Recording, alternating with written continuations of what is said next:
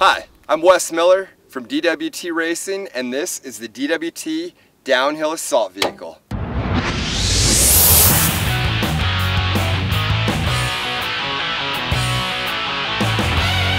So when we came up with the concept for this car, we wanted to create a four-seater UTV that you could take out with your buddies and go mountain bike riding with.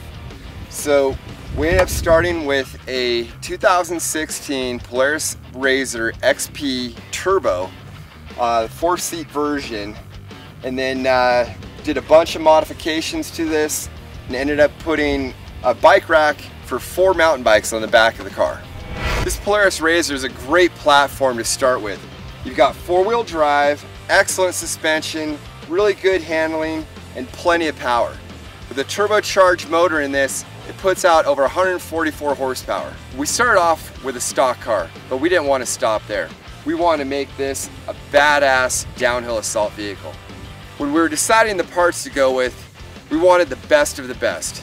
So if you look at what we've done with this car, it's top-of-the-line parts across the board. Now that I've given you an overview of the car, let's take a closer look at all the parts that went into this build. We started off with new tires and wheels. So we went with a DWT Mojave 30-inch 8-ply tire mounted on a Stealth Lock beadlock wheel. Nice contrast blue beadlock rings, super strong wheel, and a great tire wheel combo package. Glasscraft did a full body kit on this car. So you can see the fenders front and rear, they're a lot more flared out, gives the car a very unique, distinct look, and really makes it stand out from the crowd. Pro Armor really stepped up big time on this car. They provided the cage, the roof, these great door skins, seats, harnesses, really helped deck this car out. So when you're out on the trail, it always helps to have a little bit of music. That's why we went with a kicker sound system. Got 4 speakers. I love these because they're small and tucked away so they don't take up a lot of room, but they still sound great and are extremely loud. A product that's new to the UTV market that I'm really impressed with is the SB particle separator. What that does is it's got small fans in it that actually separate the dust from the clean air, and it only allows clean air to get to your air filter. We've been out on the trail with this thing for about 300 miles now in a lot of dusty situations, and I pulled the air filter cover and the thing still looks spotless. Now you combine that with a Can-Am air filter with a dry charger, and you know this motor is protected the best it possibly can be. To really set this car apart, we went with the Glasscraft Vortex body kit.